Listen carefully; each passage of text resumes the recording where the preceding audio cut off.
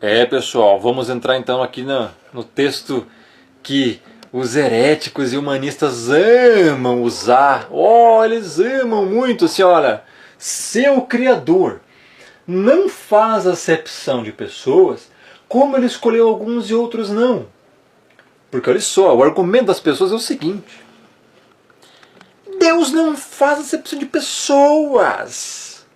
Ele quer salvar todos. Escolheu todos, todos vão ser salvos. Esse é o pensamento das pessoas.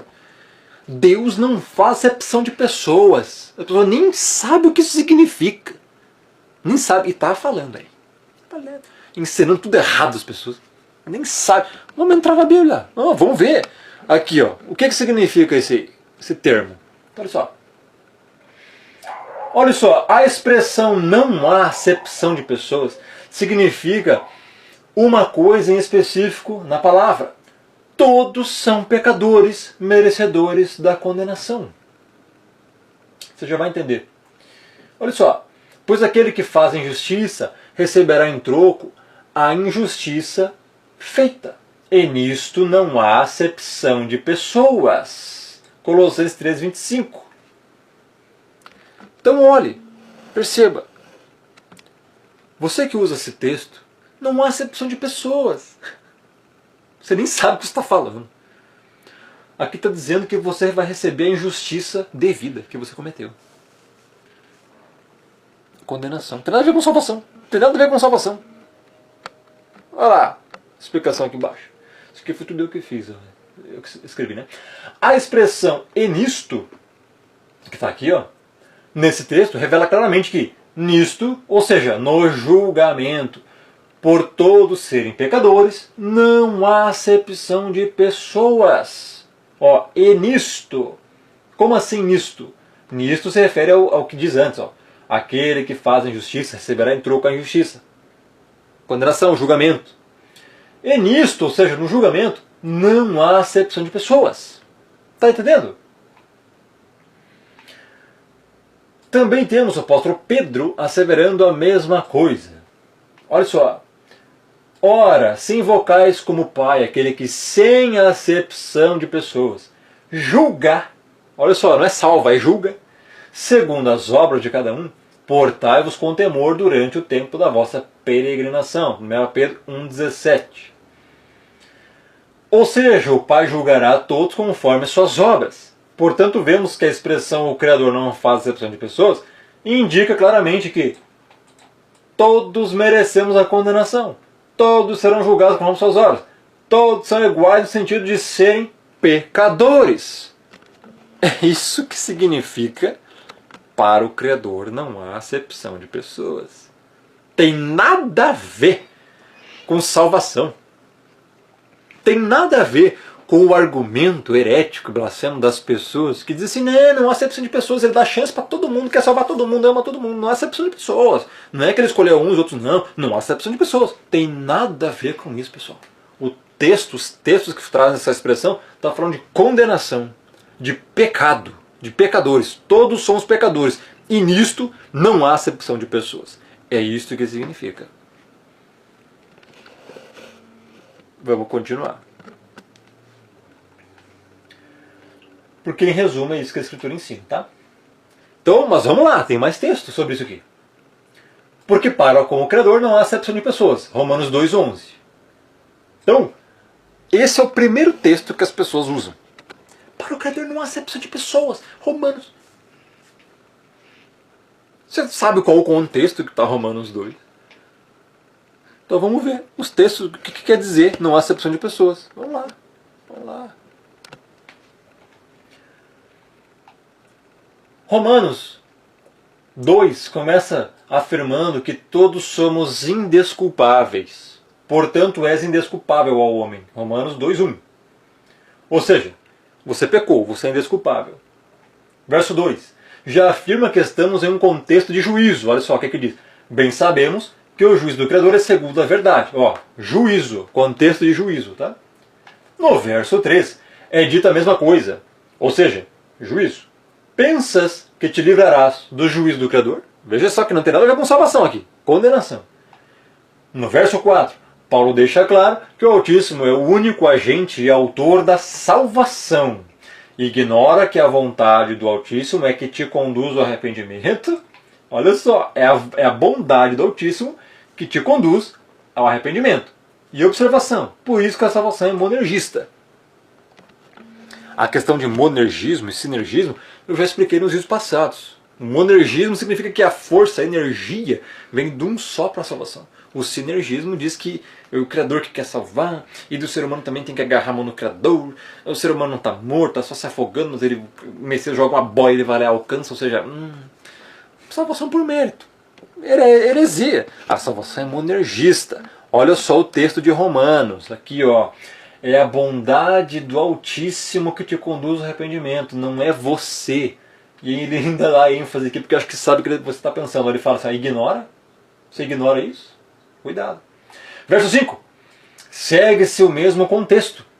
Mas segundo a tua dureza e coração impenitente, acumulas contra ti mesmo ira para o dia da ira e da revelação do justo juízo do Criador. Veja que o contexto é juízo, ira, condenação a pecadores. No verso 6, vamos lá, estamos no contexto de Romanos 2 que você gosta de usar aí para dizer que não faz acepção de pessoas. Diz que cada um receberá conforme as suas obras no dia do juízo. Olha só, que retribuirá a cada um segundo o seu procedimento.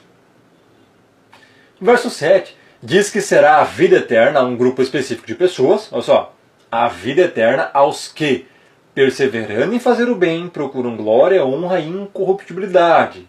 Lembre-se que eles fazem o bem porque já foram salvos e não tentam ser salvos por fazer alguma coisa. Do contrário seria salvação por méritos. Isso não é evangelho, não é graça. No verso 8 e 9, temos novamente o juízo e a comparação entre israelita e grego, dizendo que tanto um como o outro são iguais quanto a isso, ou seja, são pecadores, merecedores da condenação. Olha o que o texto diz.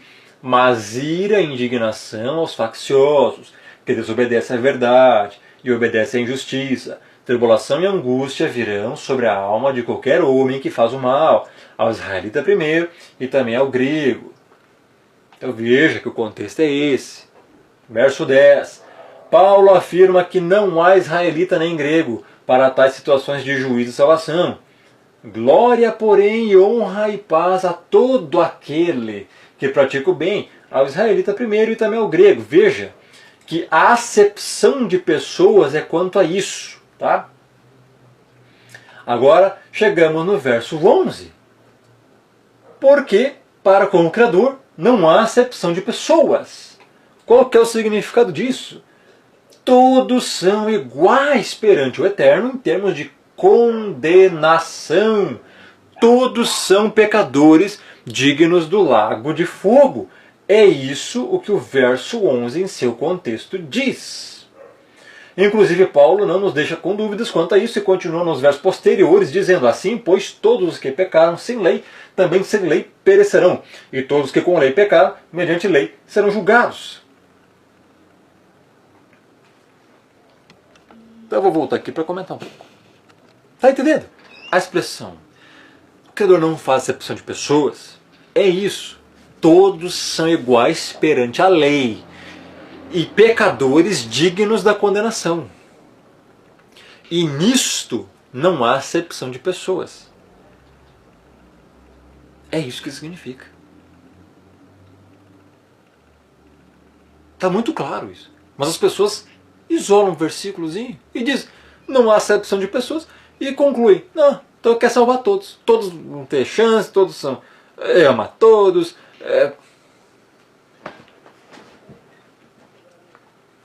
Lamentável. Lamentável. As pessoas perderam o cérebro, pessoal. Mas vamos continuar aqui, ó. Não obstante, a palavra também nos ensina que existem os eleitos do Pai. Você não pode ignorar isso, ó. Os escolhidos para a salvação. Por exemplo, em Atos 13:48, os gentios ouvindo isto, regozijavam-se e glorificavam a palavra do Senhor e creram. Todos os que haviam sido destinados para a vida eterna. Está aí, ó. A palavra destinados aqui nos traz uma pergunta. Quem os destinou E a única resposta é o Pai. Pois, segundo a Escritura, né, ninguém se autodestina à salvação. Como que você vai explicar esse texto? Você se autodestina à salvação?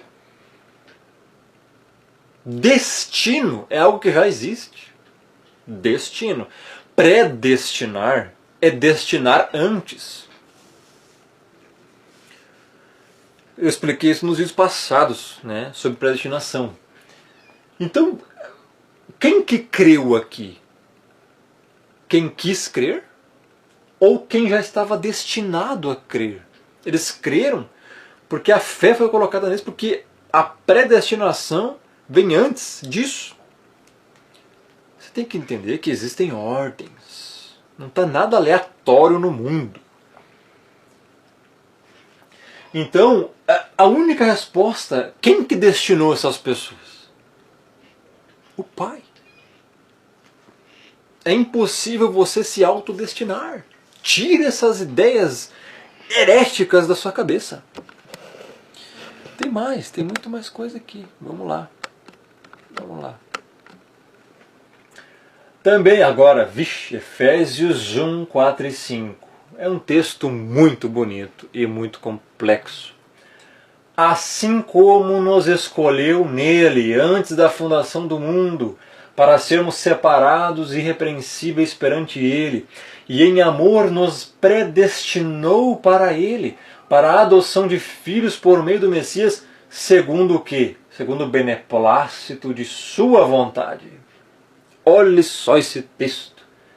Claramente ensina que foi o Criador quem escolheu dentre muitos um povo peculiar para si, pessoas para a salvação. Ele escolheu antes da fundação do mundo. É o que o texto diz. Não podemos negar que há eleitos do Pai, os quais o próprio Pai elegeu. Não se autoelegeram. Consegue compreender isso, pessoal? Olha só. É impossível uma pessoa pegar e ler Efésios 1, 4 e 5, também verso 11, e dizer não existe predestinação, o Criador não elege ninguém. Não. Quem diz isso, afasta-se dessas pessoas, elas não prestam, elas disseminam falsas doutrinas. Olha só que texto claro. Predestinou em amor, elegeu antes da fundação do mundo, para sermos separados e irrepreensíveis perante Ele. E segundo o que? A nossa vontade? Segundo a sua vontade. Ele é que escolhe. Ele é o soberano. Está entendendo? E isso é o Evangelho, pessoal. Graça. Salvar quem não merece. Tem mais texto, que também fala da predestinação.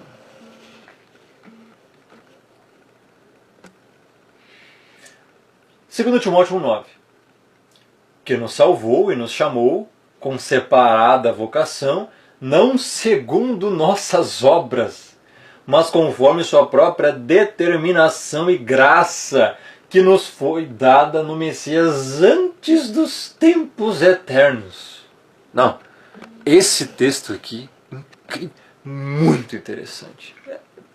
Está quase tudo resumindo nesse texto aqui. Olha só, nos salvou e nos chamou. Olha só, o verbo está no passado, aliás, é futuro. Já salvou. Já salvou. Isso que foi escrito há 2 anos atrás. Você nem era nascido ainda e se você é eleito, você já estava salvo. Salvou. E nos chamou com separada vocação, não segundo nossas obras. Ponha isso na sua cabeça. Não é o seu esforço que vai te salvar. Do contrário, por que o Messias morreu?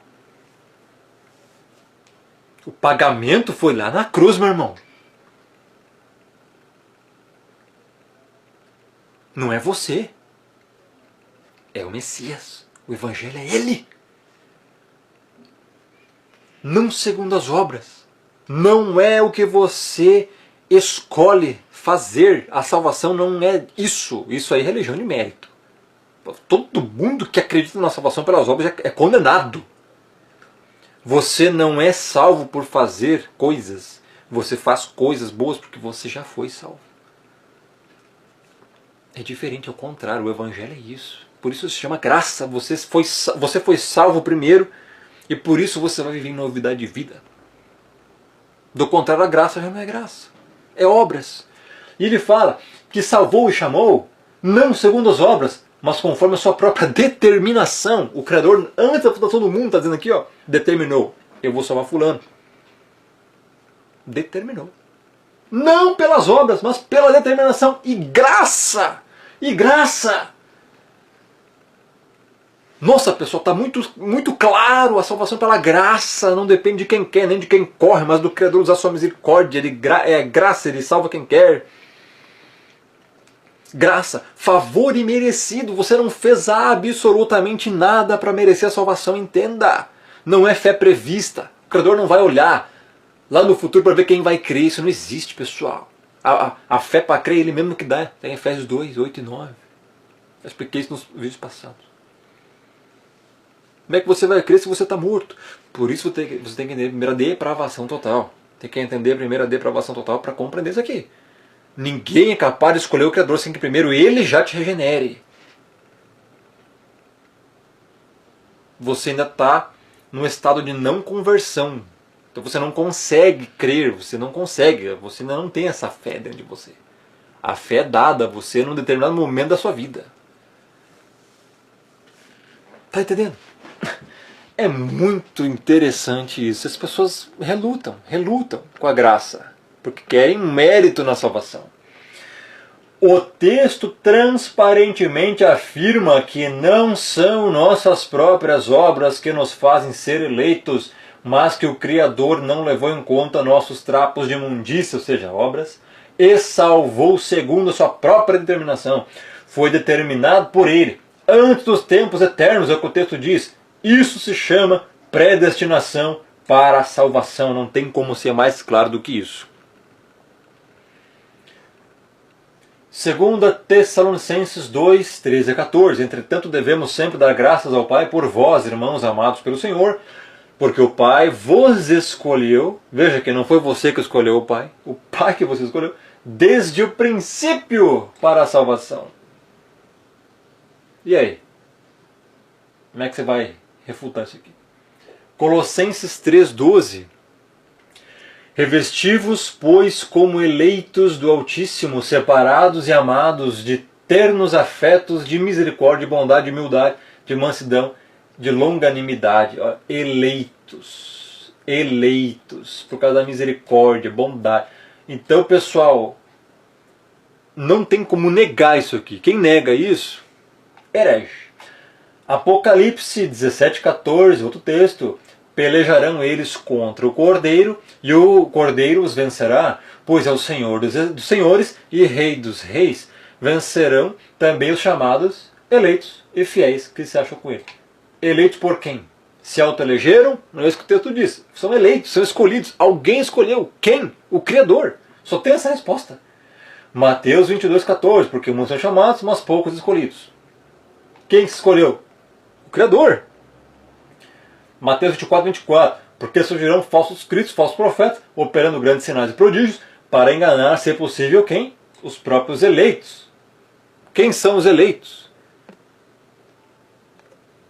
Para ser um eleito, você tem que ser escolhido. Quem te escolheu? Você se auto-escolheu? Não existe isso. Mateus 24:31. E ele enviará os seus anjos, aqui é no dia do arrebatamento, com um grande clangor de trombeta, os quais reunirão seus escolhidos dos quatro ventos, de uma outra extremidade dos céus.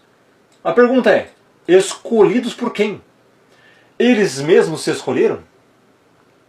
Não, o Eterno se escolheu. Então, é inegável que existem essas duas verdades. Não há acepção de pessoas, ou seja, todos são pecadores. 2. O Criador escolheu pessoas, independentemente de suas obras, ou seja, eleitos incondicionalmente. É isso que a Bíblia diz, ó. Pois tu formaste o meu interior, tu me teceste no ventre de minha mãe. Os teus olhos me viram a substância ainda informe, e no teu livro foram escritos todos os meus dias, cada um deles escrito e determinado, quando nenhum deles havia ainda Salmo 139, verso 13 e 16. E aí? Como explicar tudo isso? Eleição, você vai votar, você vai escolher alguém, não vai escolher o outro. Isso é eleição. Isso é a predestinação, uma eleição incondicional, porque não depende das obras. Então não há acepção de pessoas, ou seja, todos são pecadores. Todo mundo merece condenação. É isso que significa não há acepção de pessoas. 2. São duas verdades inegáveis. O Criador escolheu pessoas, independente das suas obras. Foram eleitos incondicionalmente. Então, não há acepção de pessoas não significa que ele não escolheu. Você está equivocado. Falta entender, falta conhecimento, falta você encher seu cérebro de informação verdadeira. Você foi destruído cerebralmente. Roubaram a sua inteligência, roubaram o seu QI, roubaram tudo que você tem. E vão roubar ainda mais. É só você deixar. Continua parado aí, continua sem fazer nada, sem falar nada. Oficina do diabo. Mente vazia. Então, pessoal, olha que interessante. Nem um dia havia sido formado e tudo já estava escrito. Davi que escreveu isso aqui, Salmo 139. Como é que você vai explicar, você que é Armênia aí? O Criador viu lá no futuro o que vai acontecer. Ele viu escolher, ele viu todos os caminhos que a humanidade iria seguir. Nem existe isso na Bíblia, né, pessoal? Não, mas eles são crentes cristãos. Refuta esse texto aqui. Quem formou o interior da pessoa? O Criador. Teceu no ventre da mãe. Os olhos viram a substância informe, mas não só viram por presciência, porque no teu livro foram escritos todos os meus dias, cada um deles escrito e determinado, quando nenhum deles havia ainda. Já expliquei aqui em vídeos passados que a presciência do Criador não tem nada a ver com apenas saber o que vai acontecer no futuro, e sim conhecer previamente. Amar previamente. Amar antes. A presciência não é reduzida apenas a fatos futuros. Vai acontecer aquilo, eu sei porque eu sou Deus. Não existe isso. Vai acontecer as coisas, primeiro porque o Criador assim determinou. Entenda, meu irmão. A sua salvação ou a condenação do ímpio vai acontecer. Porque o Criador assim quer, e não porque ele viu antes. Esse é um entendimento muito baixo, a pessoa pensar assim, reduz quem o Criador é. Considera, desenha uma caricatura de uma divindade fraca, reduzida. Ele é o Todo-Poderoso. Enfim, nós vamos entrar em assuntos bem complexos aqui depois. Ok? Mas por hoje é só. No próximo vídeo, nós vamos tratar aqui, os que de antemão conheceu. Bom, se bem que ainda posso explicar, porque depois eu vou entrar em textos bíblicos. Então, olha só. Os que de antemão conheceu, é justamente aqui, eu já expliquei esse texto, está em vídeos passados, mas vou salientar. Romanos 8:29. Porque os que de antemão conheceu, também os predestinou para serem conformes à imagem de seu Filho, a fim de que ele seja o primogênito entre muitos irmãos, ou seja, predestinou. Olha só, o Eterno conhece porque ele predestinou. Se ele não predestinou as coisas que vão acontecer, quem predestinou? Essa é a pergunta que eu deixo. Quem faz a história? Se o Eterno não determinou nada do que acontece, a história é feita do quê? O que ele viu, olhando o suposto futuro. Se o futuro é determinado pelas ações humanas, então de fato o futuro ainda não existe, porque os homens não tomaram nenhuma decisão ainda. Isso é lógica. Então perceba que é completamente inconsistente a ideia da fé prevista. Essa coisa reduzida, que o Criador apenas consegue ver o futuro. Quem fez o futuro foi ele. Ele viu o futuro porque ele mesmo fez a história. O ser humano nem fez ainda as coisas lá na frente, o Criador já não sabe só o que vai acontecer, como ele mesmo já predeterminou que assim acontecesse. Você não pode reduzir o Criador a um mero telespectador, como você que está vendo esse vídeo. Ele não é isso, meu irmão. Nossa, as pessoas não conhecem o Criador. É lamentável. No próximo vídeo, nós vamos falar sobre textos da eleição incondicional. Nós vamos abordar aí biblicamente, um por um, com a minha Bíblia, com a sua Bíblia aí, e vamos ler textos que comprovam a eleição incondicional, não por fé prevista, não por graça preveniente, doutrina arminiana, herética, nada disso. Textos bíblicos, tá? Tá bom. Aí, ó. Próximo vídeo do canal, ok?